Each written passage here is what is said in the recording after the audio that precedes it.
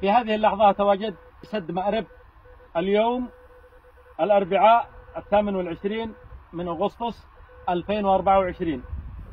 حديث سد مأرب أصبح حديث الساعة، خاصة في مأرب والمحافظات المجاورة، وذلك بسبب كميات السيول والأمطار التي وصلت إلى السد خلال الفترة الماضية أو خلال الأيام الماضية جراء المنخفضات الجوية التي تعرضت لها البلاد.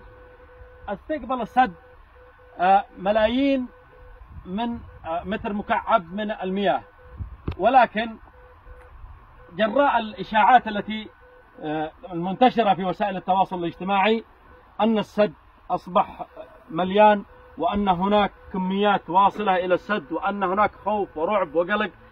هنا أؤكد من هذا المكان على الأرقام التي نشرها وتحدث بها مسؤولو السد ومهندسي السد المشرفين على المشروع أو على سد مأرب، والذي تحدثوا عن بإمكانية استقبال سد مأرب حتى يفيض من ساحة ديرجان وإلى المكان الذي وصل إليه في عام 2020، أنه لا زال بإمكان السد استيعاب أكثر من 43 مليون متر مكعب من المياه حتى يفيض من المفيض الجنوبي أو من ما يسمى كما يسمى من ساحة ديرجان. في هذه اللحظة بوابة سد مأرب تصرف المياه، تصرف في كل يوم أكثر من 3 مليون متر مكعب، وذلك باتجاه الوادي لاستقبال الموسم الزراعي القادم. لهذا لا خوف ولا قلق حول الكميات الموجودة في السد. كما ذكرت لكم لا زال هناك أكثر من 5 متر حتى الوصول إلى المكان الذي وصل إليه في عام 2020 وفاض منه عبر من ساحة ديرجان. لهذا لا خوف ولا قلق.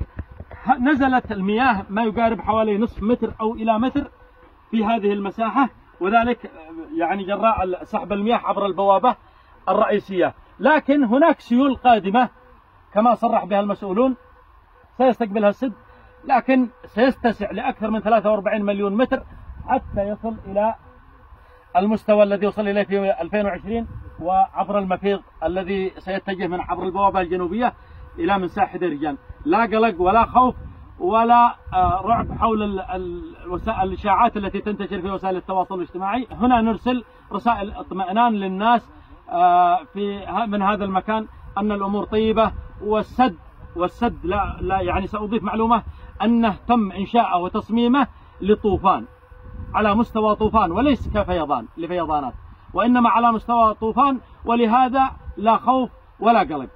تحياتي من سد مأرب.